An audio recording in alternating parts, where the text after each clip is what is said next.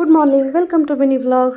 तर इथे बघा सकाळचे 5:30 वाजलेले आहेत आणि दीपकदाजी रोहिणी आणि गोलू निघालेत पुण्याला. अखेर तो दिवस आला जो आम्हाला नको नकोसा वाटतं. मग करमतच नाही. त्यांनी जायचं म्हणलं की असं वाटतं जेवढे दिवस राहतील तेवढं ठेवून घ्यावं. पण आता काय करणार, आयुषचं स्कूल सुरू झालंय ना, त्याच्यामुळे त्यांना जावंच लागणार होतं.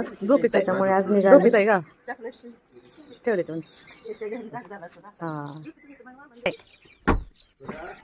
आयुष तिकडे आजोबा हाक मारतात. ती काय ती पलीकडे दिदा कुठे आहे? ती काय हाय की पलीकडे बसले. बाय बाय आधी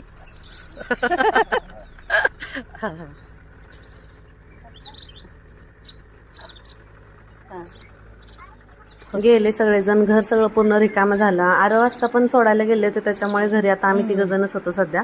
सगळं आवरून घेतलं, स्वयंपाक वगैरे सगळं. ओ चला बाहेर, चला बाहेर बसूया ना, चल.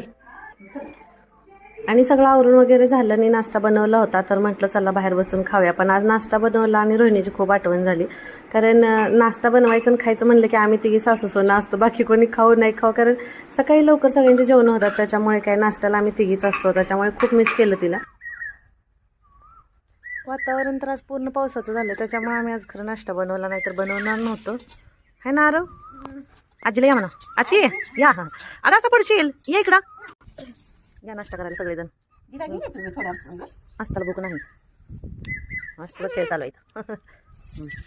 आणि इथं बाहेर मग मस्त वातावरणाचा आनंद घेत मग आम्ही नाश्ता केला. असताला काही भूक नव्हती, त्याच्यामुळे तिनं काही खाल्लंच नाही. आम्ही 3घांनीच खाऊन घेतला. आणि इकडे एक तो पक्षी ओरडतोय वा, किती छान आवाज येतो त्याचा. चला मग कसा वाटला आपला असा छोटासा मिनी ब्लॉग नक्की कमेंट करून सांगा. आणि व्हिडिओला तर लाईक शेअर सबस्क्राईब करा. बाय.